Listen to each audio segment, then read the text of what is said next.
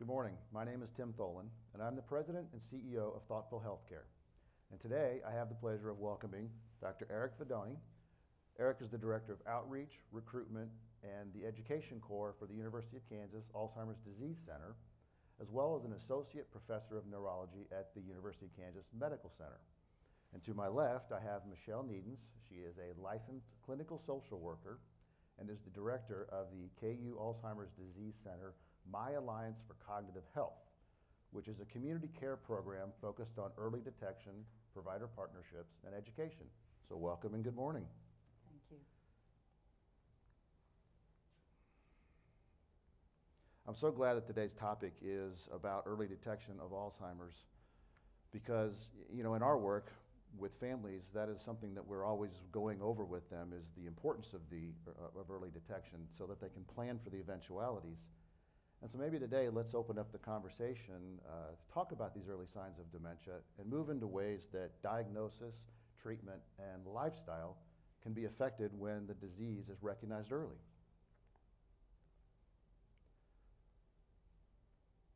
So maybe give me some of the concerning signs that family members might be looking for if they're noticing some changes in their family member. Yeah, so the big thing with early cognitive changes is that it's subtle. And Alzheimer's disease affects the part of the brain where short-term memory lives first. And so what we see in the earliest stage are just subtle forgetfulness. And it might even seem normal to some degree. You know, we all forget our keys at some point. We all might miss somebody's birthday. But people ought to pay attention to that. You know, is it happening more often? So there's other things that might be affected. Sometimes individuals will begin to have more difficulty with numbers, for example, in earlier stage. We might see some word finding problems in earlier stages. But really paying attention to, is it different for the person? And that's the mark. You know, are we seeing changes that are not consistent with how the person remembered and the skill set they had before? Okay. And when you speak about word finding challenges, are there specific nouns or verbs or proper names that may tend to be more prevalent? Or is it just words in general? Words in general. I mean, I always call it the thing stage. So, you know, initially we'll see this subtle short-term memory kind of changes, and then we begin to see some of the word finding or word substitution. But you'll hear people start saying, you know, that thing we went to, you know, that thing that, and they'll start describing the word instead of saying the word. I pay attention to that. Right, right. Sometimes we can see people losing train of thought. And, you know, there's a lot of human beings in this world that are so skilled at covering when they lose their train of thought. Right. But I pay attention to that. Are they tangential in some way? Have they moved from A to B to C, and we've never gotten back to A? So all of those things are impacted. Okay. And so once you're starting to notice in your family member that there are some memory issues, why is it so important for those to be checked out? So, you know, this is a really important question. Yeah. And it gets at the heart of several things. It gets at the heart of how we see memory challenges as a society. It gets at the heart of our comfort in having conversation with people with cognitive challenges. So when we notice changes, there should never, ever, ever be an assumption, oh my gosh, this person's 80 years old, so of course they have Alzheimer's disease, and we don't need to worry about that. It's just natural progression of aging. Our minds should never go there. So there's lots of reasons why someone might have memory problems. Some of those are reversible. So some of those reversible issues, you know, could be, metabolic disorders, could be depression, could be thyroid dysfunction, could be vitamin deficiencies, could be brain tumor. I mean, there's a number of things that it could be, and that should be paid attention to. Mm-hmm. And even if it's an irreversible cause, there are more options than just Alzheimer's. and they all have a different sequence, and so we should approach them differently Right. In some way. I always say, you know, if someone had stomach problems and said to you, gosh, I'm having stomach problems, there's nobody in this world that would say, oh, well, we all have stomach problems, you know, don't worry about it. We would say, have you seen your doctor? And that conversation should happen when you're talking about brain changes. So we want to understand the cause so we can figure out the approach. Right. And one of the things that we see in our care for families is if there is a change, we just look for something as simple as a urinary tract infection or infection of some sort could be causing the confusion. And it could be as simple as that. Delirium is so common in older adults. Now, with something like Alzheimer's disease, it's not just older adults. Right. We see people at younger ages, but the majority of people with Alzheimer's disease are older in age, and delirium is quite common. And yes, can be caused by infectious process or polypharmacy or certain types. There's certain medication that is more impactful in terms of cognition.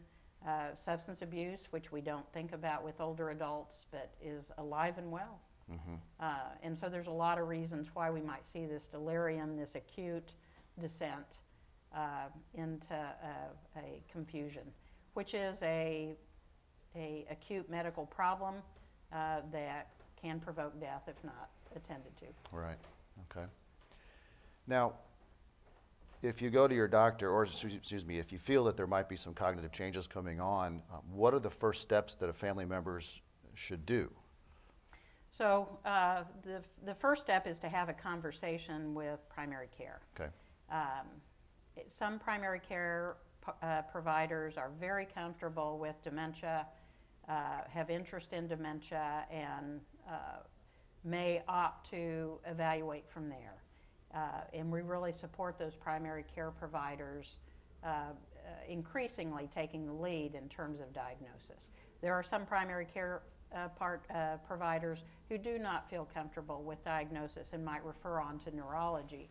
And there might also be specific reasons why primary care providers think neurology needs to be involved, especially if there's more complexity to the picture.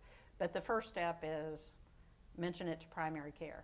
And I'm going to say one other thing about that is if you believe there to be a problem, do not be talked out of it. If there is a concern, advocate for yourself and the person that you're supporting, you know, to investigate what that reason is. Do not accept less than a thorough evaluation. You know, just because someone's a certain age does not mean we don't pay attention to it. Right. And is it sometimes helpful to have an extended family there with you when you start taking those first steps to make sure that they're involved? Yes. So this is just like any serious concern, we're talking about family issues. Mm-hmm. And very important to include family from the very beginning. It will make a world of difference through the entire course of the disease if we operate as a team, rather than an island, rather than being ashamed, rather than hiding. If it's out in the open and family is included. Yeah. You know, in some of the other video series we've talked about early diagnosis and the importance of it in planning for what's coming, because with Alzheimer's there's going to be some eventualities in your life that you need to be prepared for, and family members being involved is one of the ones that we see all the time. So that's very important. Speaking of family, how do you approach the family member that you have concerns about and who is showing these signs? What's the appropriate way in which to start that conversation? So this is a bit of a tricky one. Yeah. And it's tricky for multiple reasons, partly because we're all different human beings with different coping strategies and different relationships. So part of the answer lies in the kind of relationship and individuals involved. We would like to say that, you know, if you are in a family environment where there is an openness, where there is an opportunity for conversation, when you hear someone talking, expressing concerns about memory, or when you notice them, to absolutely share with them directly. and to say I'm seeing changes. Could be a lot of different things, and I think we need to have conversation with a physician to figure out what's going on. I think important to integrate the language of the person. So, surprise, surprise, there are individuals that are not so open, and relationships that are more complicated. Right. And so I think it's important to think through who that person is and the language and the context of their philosophy.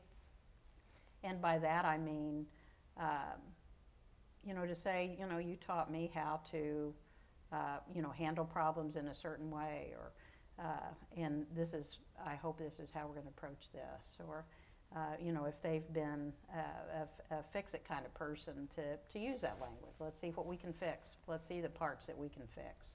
And to really support that idea that knowing is empowering, it's not disabling. Mm-hmm. I often will use analogies. There's lots of analogies. I mean, would you want to know if you had a hearing problem? Would you want to understand why you had a hearing problem? Why is that? Well, because there might be a way to fix it. There might be a way to treat it. There might be compensatory skills that would need to be incorporated for you to manage. So match the language and match the conversation based on who the person is and their philosophy. And is it sometimes helpful if you are getting that resistance from the person that you have concerns about to maybe express to them that this will help me help you? Mm-hmm. Yes. So sometimes it's about I'm worried, and it may not be anything at all, but it's scaring me. And if you would just do this for me, and then if it's nothing, we can set that aside. Right. Okay, that makes more sense. Most of us would do almost anything for people we love. You're right. It's ourselves that we neglect. Right. The I'm okay, you'll be okay syndrome, I call that. It's at times when we're talking to families. Yeah. So now we've gotten to the point where we've convinced the person that there might be some memory challenges coming on. We need to get this looked at. What does a dementia evaluation look like? I mean, how does that process work? Yeah, so a thorough dementia evaluation is comprised of a number of pieces. Key in that is a thorough clinical history, is a brain scan. Typically in this day and age it's an MRI, and NeuroPsych testing. There are other things that go into that, the blood work, lab work, where we're trying to rule out things. Once in a while we'll see an EEG. There might be other additional components that are added, but those basic elements, the history, the brain scan, the NeuroPsych testing, and essentially a thorough physical are the key elements. And with that, we see a pretty high accuracy rate. There are actually more advanced scanning. Those kind of more advanced scanning measures are used in the research world, are not necessarily used in the clinical world at this point, but important to have all those pieces. So when somebody comes to me and says they've been diagnosed with Alzheimer's disease or a dementia, I always ask them how. Okay. Because if they've been diagnosed based on 5 minutes, a mini mental status exam, what day is it, and where are you and who's the president, then they might need a more expanded evaluation. And who does the NeuroPsych testing? Is that the primary or the neurologist, or is that somebody in your field? So none of that. It's a neuropsychologist. Okay. So in places like the KU Alzheimer's Disease Center Memory Clinic, we have a neuropsychology team that helps with that. Most neurologists are affiliated with neuropsychologists that do that testing. And that testing is really important because the brain scan can give us this very objective sense of here's where the damage is in the brain, here's what's going on in the brain, but the NeuroPsych testing can help us really look at function. And as a person that walks beside families every day as they go through this, I am really I think it's imperative we understand function. What is it what are the parts that people retain? What are the parts that work? And when we understand that, both what's deficit and what works, then we can figure out what are the next steps. Is driving, for example, something that can be safely done? Financial management, is that something that we need to have a plan about? Is depression a significant player here? So I think it's essential that we look both at what's wrong but also what's right, and build our plan from there. Okay, and roughly how long does a NeuroPsych evaluation take? It's really dependent on the neuropsychologist. Some of the time there are models that allow them to do some of that testing in as short as a couple of hours, and there are neuropsychologists who 4 to 6 hours of testing. And part of that likely depends on the complexity of the neurologic picture, what we're asking. I think the NeuroPsych testing and the brain scans and all the sort of fancy things that we have now in healthcare are really important, but in dementia evaluation, our clinicians really still continue to focus on a good history.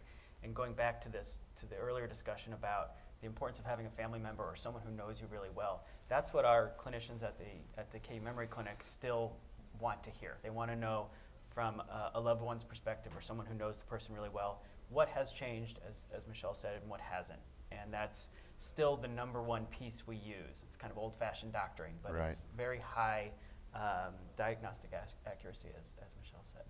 So when you say clinical history, expand on that a little bit. What are they looking for? Just in terms of if someone has always had trouble with names and continues to have troubles with names, just because they're older now doesn't mean that this is a dementia-related change or a cognitive-related change. So we really need to know what a person's been capable of and always had struggles with, and then we're looking for change. Gotcha. Our clinicians are always looking for that kind of thing, and there's no substitute for that kind of history. In fact, we don't typically use a brain scan, for example, for a diagnosis. It's oftentimes for rule out or to find alternative explanation for things like a brain tumor or something like that. Okay, that's interesting.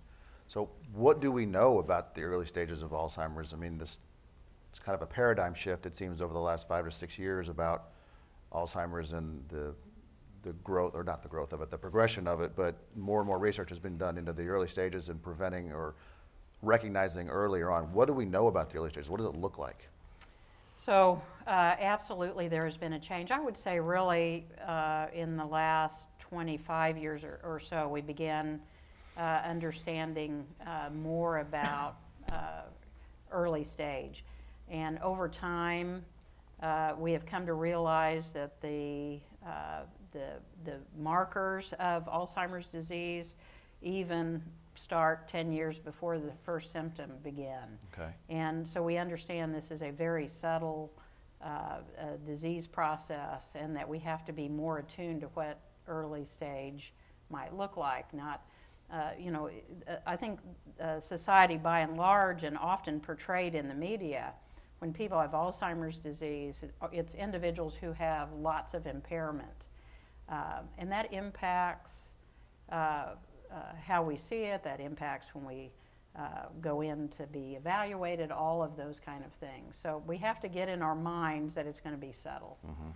Depression is often part of the early game, and gosh, if, for those families that are dealing with Alzheimer's disease, we have to be very skilled at recognizing depression, both prior to diagnosis, sometimes concurrent with diagnosis, sometimes part of the biology as some of the brain destruction happens, and certainly as some of the coping strategies are become more and more unavailable to the person through the disease process.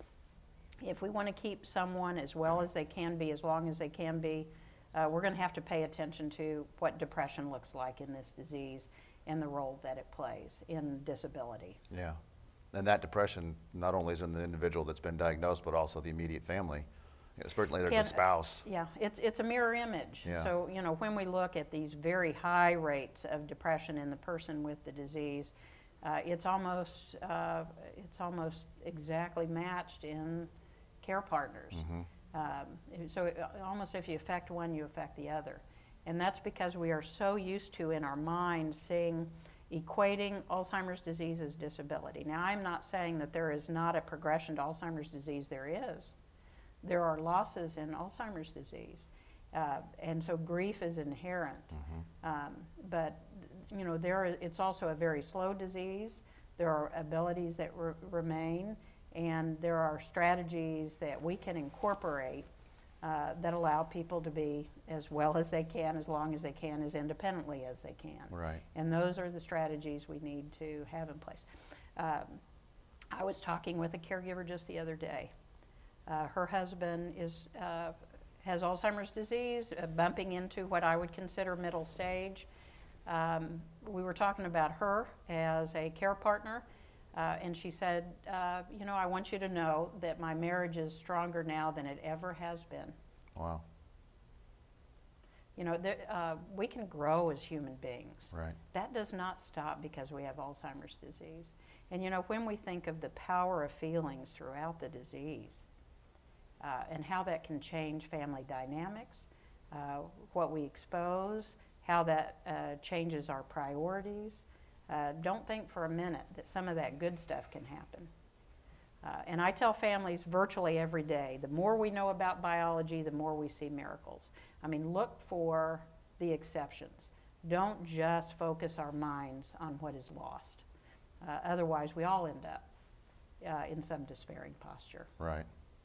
Well, that's a good point. It's kind of the reason why we get help. You know, is grief counseling is very important. I know that personally. Well, this kind of leads into the next discussion is why is it so important to be diagnosed early? I mean, I know there's a medical component, there's a family component, there's a planning component. Maybe we can touch on some of those important reasons to look for early diagnosis. Yeah, so some of the reasons. So Alzheimer's disease in the middle stage begins to affect executive function, insight, etc. So when we delay diagnosis, we are not giving the person experiencing the cognitive decline the chance to address some of those compensatory measures which could have made life easier. It's not giving the person with the disease the chance to, what I consider, stay in control. You know, we equate Alzheimer's disease with losing control. You diagnose early, you stay in control. I can tell you what I want. I can instruct my family. Right. I can use what I have for the greater good. I can be an advocate. You know, we talk about research. Most research opportunities are not going to be there for people in middle, late stages. There are research opportunities for those folks. They are fewer. Yeah. And so if I'm diagnosed with a serious disease, do I want to take part in research? Do I want to be included in experimental medication, for example? Heck yes, I do. Don't take that right away from me. Right. By recognizing late. I want to do whatever I can. So even participating in research is part of that. But just psychologically, I think, making peace with who I am. You know, we go through all kinds of changes in this life. And there are many places in life where you look back and say, did I do it all right? And somewhere along the way, our answer has to be yes. We did it the best we could. Right. And that person with the disease needs that chance to you know, I visited a person, again, early stage, cantankerous fellow. We probably all know a few of those. You know, and the first thing he said to me when I walked in is, are you going to make this worse? That was his first words to me. So, you know, we have a conversation, you know, about his philosophy of life. He was a business person. He kind of took the bull by the horn, you know, and really thinking through how could this be meaningful in integrating his children, you know, and allowing them to be part of this with him. You know, no other intervention other than this conversation of dynamic with his children. At the end of the conversation, he said, you're leaving me more hopeful. That's wonderful. So give the person with the disease a chance for themselves to make peace, for their family, for planning, for the world in research and advocacy. There's a lot of important reasons. And we also think some of the interventions that we currently have are likely more successful in early stage. You know, that medication, for example, there may be a period of time in the disease where they're less efficacious or functionally less meaningful. So some of those interventions likely would be stronger if we diagnosed in early stage. And then lastly, this idea about compensatory measures. So, you know, back to anything. If we're, you know, if I had a learning disability, for example, would it be important for me to know even if that learning disability was not changeable? The answer is yes. Why is that? Because I could change my environment, I could adapt. I see lots of folks who have struggled in the workplace, knowing they're having memory problems, not being diagnosed, getting fired, having financial consequences, where if we could have diagnosed earlier, we could have stopped some of that sequence. I remember many friends in the early stage who would say, my workday doubled. You know, I went from 9 hours a day to you know, 16, 18 hours a day. I would double check all of my work, and I don't want anybody to know. You know, how much pressure that is for someone. How freeing it is. The shame of not being able to tell other people. You know, and there's always this issue when you're diagnosed. Who do I tell? How do I tell? Who do I want to know? And when people start telling others in their world, honest to goodness, there's a burden lifted. They don't have to hide it. And most of the time, other people in their orbit already have an idea. Right. So there's this freeing posture. I can understand that. From the research perspective, we kind of touched on it, and we'll touch on it a little bit later, but the importance of early diagnosis in the research world. Maybe you could talk a little bit about what it is you are looking for. Sure. Just briefly, we've tried for many years now to treat people with kind of the maybe early but more middle stage. Right. And we just have not hit the right target yet. And so the field in the last 5 to 7 years has really shifted more towards early intervention at the very first signs of cognitive change, memory and thinking change, things that we call mild cognitive impairment, for example. And I think there's a huge focus now on prevention as well. And that's some of the pieces that we're learning in terms of risk factors, that many of the things that we already have good interventions for can reduce our risk for developing Alzheimer's disease. And if we kind of take that to the extreme, one of the epidemiologists would suggest that if we can delay onset by 5 years of cognitive change, we can cut the number of Alzheimer's disease diagnoses in half. Wow.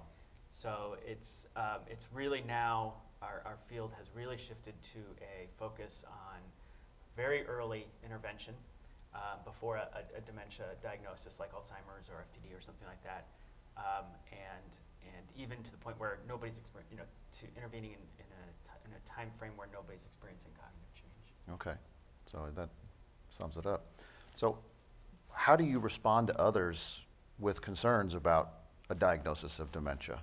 So there's lots of folks who don't even realize there may be a problem. So if you have somebody in your world who says to you, gosh, I'm forgetting all the time anymore, or I'm not thinking like I used to, or I'm getting old, or these kind of things, rather than take that at face value, to begin the conversation by saying, are you really worried about it?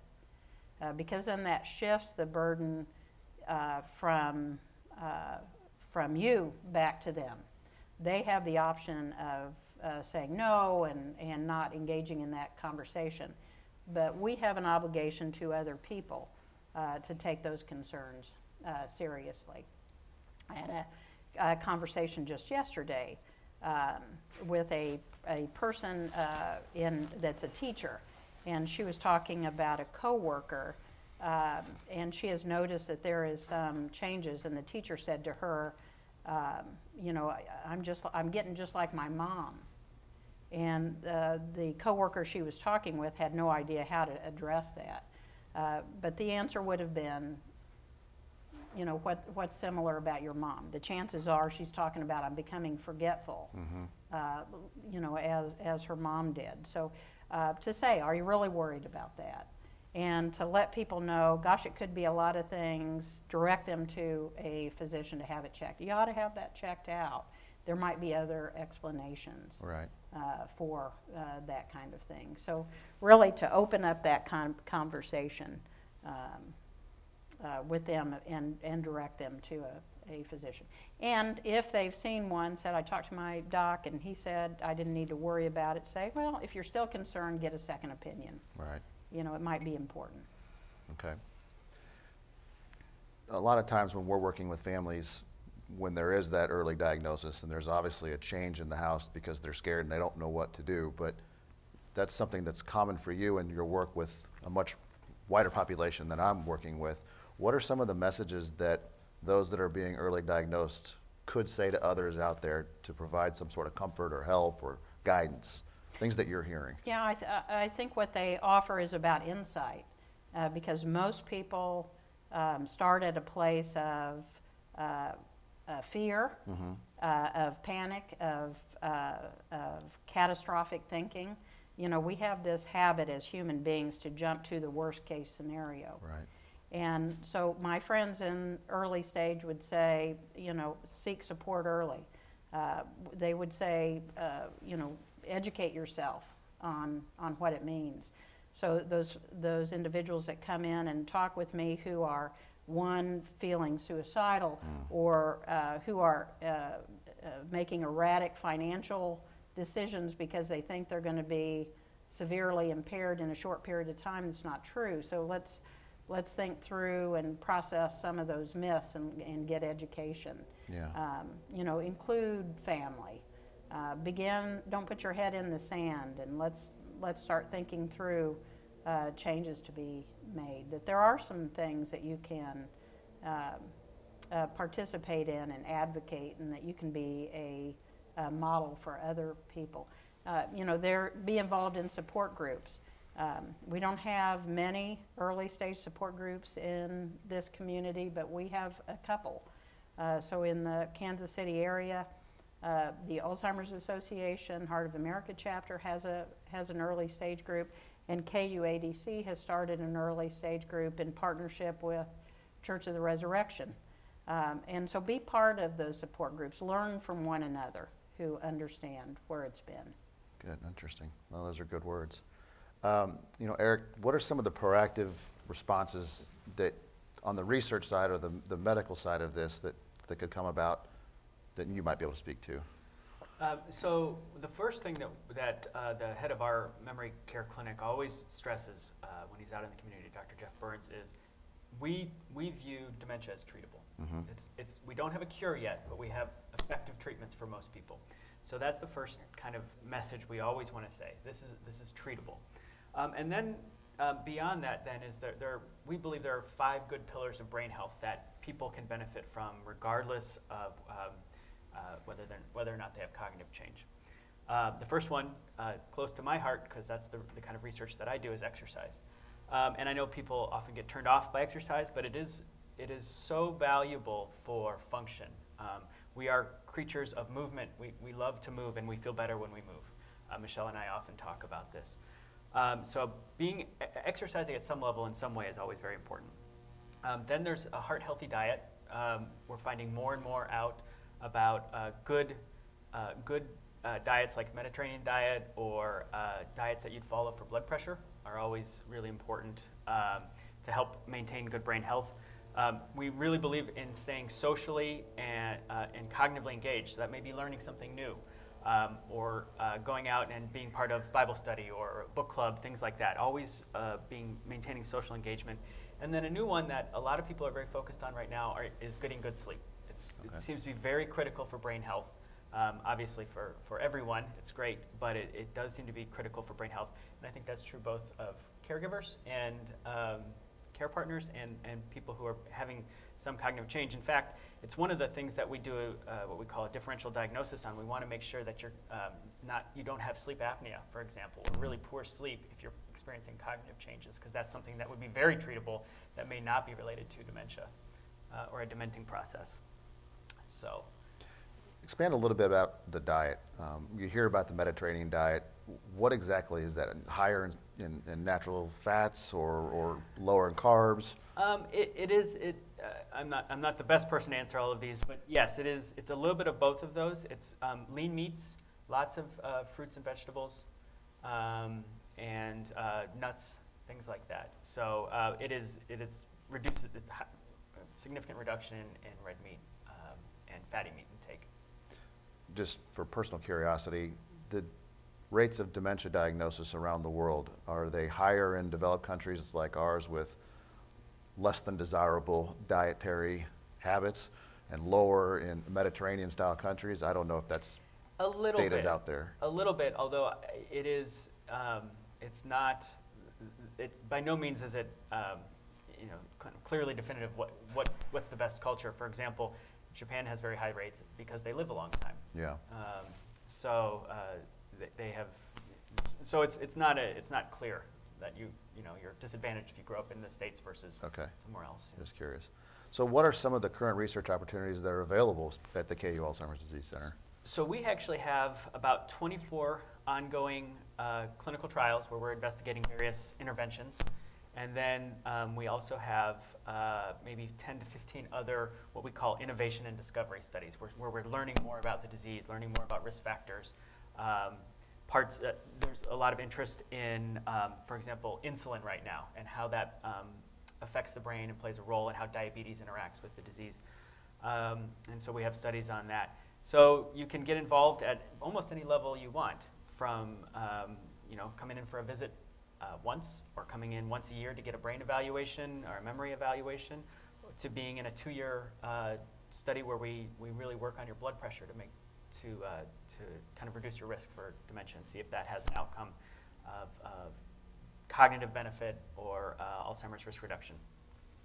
And we have studies for everyone from who have normal cognition all the way to moderate stage dementia. And we have studies that are unrelated to medicines or exercise, things like that.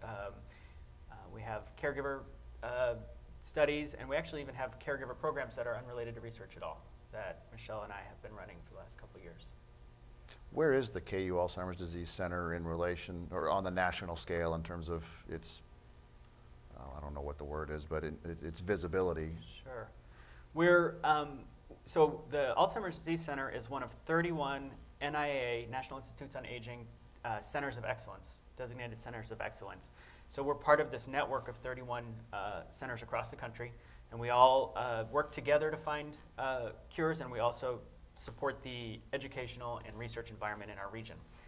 And so that automatically kind of puts us on a high stage. It's an incredible resource for people in the community here to have in their backyard. Yeah. We are beginning to improve our outreach to the surrounding region and rural communities. And we attract national talent, and I think we're very well known for our exercise specifically. Dr. Burns has had many exercise studies, and now people come seek us out to be part of their exercise studies. And so we're on a couple of what we call multi-site, where it's maybe run by a different university like University of Pittsburgh, but we're a critical piece of it. Okay. Maybe you could, I'm sorry, go ahead. I was just going to add, so when we think of the exercise piece and diet piece, et cetera, and we think about the relationship to certain ethnicities. So if you're African American, you have double the chance of getting Alzheimer's disease. If you are Latino, you have 1.5 times the chance. And there's some understanding that part of that is related to cardiovascular risk factors. And so some of these studies, so I say to folks, we need to pay attention to those issues too, and be as proactive as possible. Okay, that's double, really, that's amazing. What are some of the future medical drugs that are coming out there that are being researched that show some promise? So there are two proteins or changes in the brain that we've been focusing on the last 20 or so years. One is called amyloid, and one is called tau or tangles, plaques and tangles, if you will. And we've actually gotten very good at being able to attack those plaques. And we're starting now to be able to investigate drugs that attack the tangles as well. We've been striking out on the plaques, although there were some fairly recent early phase trials for plaques that showed some promise. So we're in the middle of doing a kind of definitive test of that, and then we're just really now starting to think about how to attack those tangles. I will say though that just I think 2 weeks ago, some very exciting news came out and from a study called Sprint Mind. The original idea behind Sprint was to control blood pressure, and then they went ahead and got some money to look at cognitive change. And they found, this was the first time we've found a very clear signal that controlling blood pressure can actually reduce incidence of cognitive change. So very exciting. It's very different than the plaques and tangles that everybody's been focused on, but doing something as simple as aggressively controlling your blood pressure with your doctor seems to have some real tangible brain benefits. So it sounds like you're moving the research and the diagnosis upstream, so to speak, before there's cognitive change. Let's address it, in your 20s, 30s, and 40s, roughly, before. So it sounds like that's where the look forward is moving. Absolutely. In terms of prevention. Prevention, yeah. We have not been successful at finding treatments for moderate stage in the kind of investigational drug world, and so we're really looking now at early stage, which we've been talking about. Right. Interesting. And again, when you're talking about the increase in medicines, and I'm not going to say these numbers correctly, but when you look at where we were with phase 2 and phase 3 trials 10 years ago, and the number of drugs that made it to phase 2 and phase 3, I want to say it was something like 7. And in present day, the drugs in phase 2 and phase 3, 40-some. Really? So, even the reflection of the medication pipeline, you see the impact of increasing energy on understanding Alzheimer's disease and what those answers might be, which also drives us to the need for more research participants. Yeah. That's part of the difficulty with finding answers. We need people to participate in research. We need people to step up and say, gosh, I'm going to be part of the answer, whether it be observational or whether it be medication or these lifestyle projects that Eric is talking about. So it sounds like you need several different inputs into this. You've got the need for research and early detection and getting people involved, but there's a funding aspect to this too. Where are we on funding? I know it's a scary thing looking forward 15, 20, 25 years. What's the funding environment right now? Gosh, that's yet another very encouraging aspect to this. So, at one time, the bird flu got more research dollars than Alzheimer's disease. Really? Oh, yes. And in the last 3 years, the research funding has been doubled. So we're in this polarized, partisan environment, and Alzheimer's disease is decidedly nonpartisan. Mm-hmm. Everybody understands that this is the one disease that will bankrupt the Medicare-Medicaid system, and that we have to pay attention to this. So there's been a lot of energy in research funding. Absolutely. And who's driving that? I mean, is that a congressional thing, or is that the Alzheimer's Association through the lobbying efforts? Where does that come from?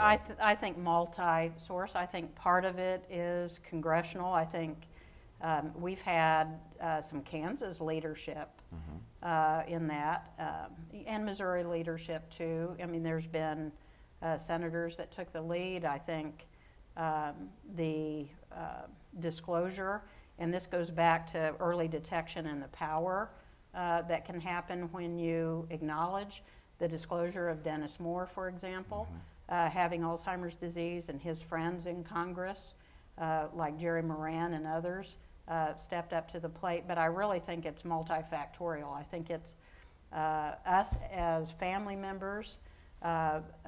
You know, there's not any one lobbyist that's going to make this change. It's all of us going to make this change. We talk to our legislative representatives, and we share what's important, that this has got to be a disease in which we find meaningful answers for. Right. So it's the legislature, it's all of us as individuals who take an active role in making a difference, and it's the researchers and certainly some of those advocacy groups like the association.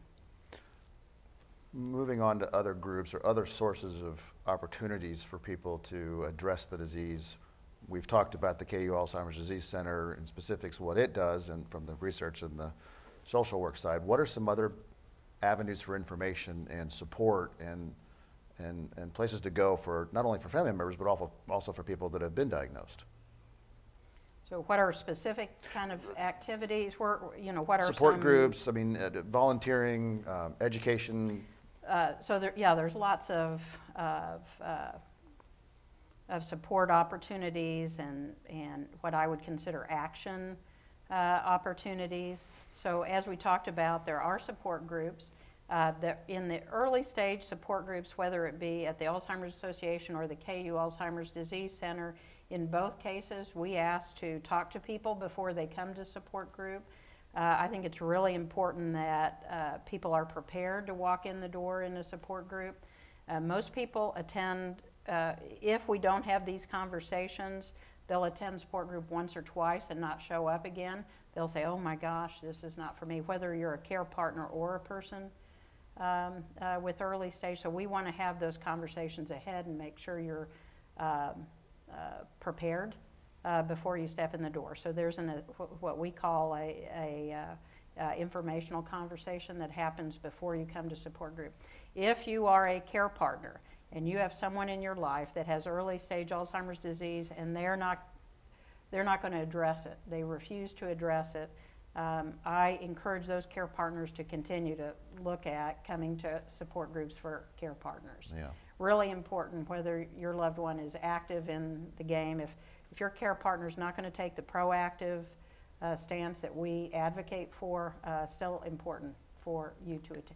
There's education, and there's education all over the place. There's education at KU ADC for individuals with early Alzheimer's, and there's education through Alzheimer's Association. There's lots of places for community education, and we are absolutely okay about even just giving us a call and having those conversations. We're willing to talk with folks in the community about their individual situations.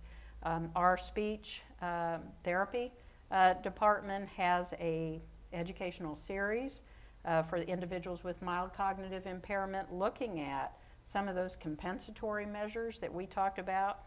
What's the tricks and tips, and what are things that can help us remain functional and active? So that series will happen again in April, I think. So you can call and talk to us about the MCI early stage education programs. And then volunteering, there may be opportunities. We look for individuals to be with mild cognitive impairment or early Alzheimer's to be on the Speakers Bureau, to talk about what their experience is in being diagnosed and that kind of thing. So there may be opportunities in that way too. Okay.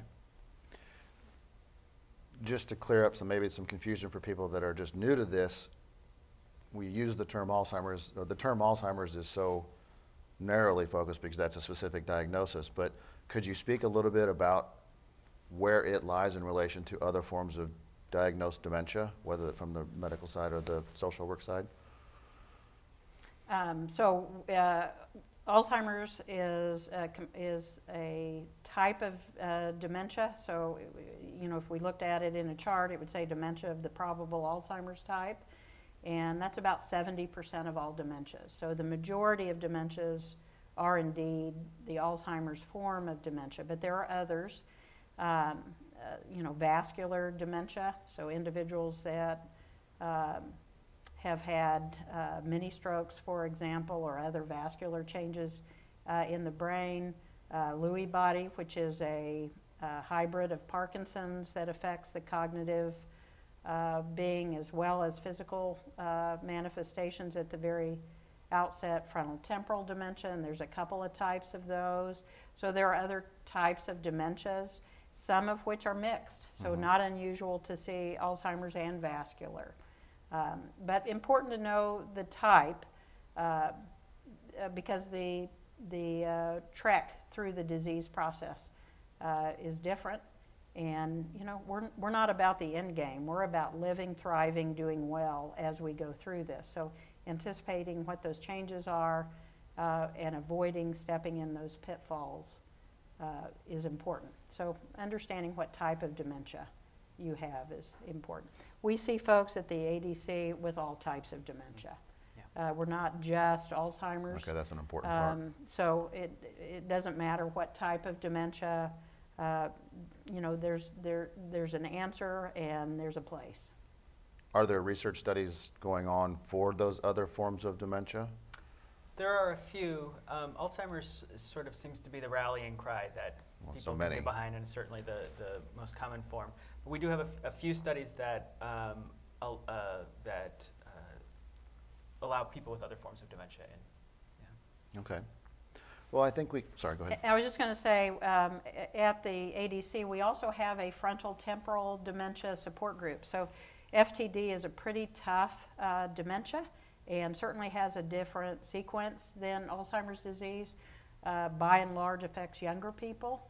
And so, there is a specific support group for that particular type of dementia. And the Parkinson's Foundation also has programs for those with Lewy body dementia. So regardless of the type of dementia, there's a place. Yeah. Interesting. That's fascinating. Well, I think we can start to wrap this up and come to sort of a conclusion before we open it up to some questions. That I think we can say that science is developing to the point where we're moving the diagnosis earlier and seeking out reasons for the development of Alzheimer's, and that the social work side of it, the human factor, is so important because it is a disease that impacts so many different people. So I think we can just say that this has been wonderful. Thank you for joining us. Are there any questions that we can ask?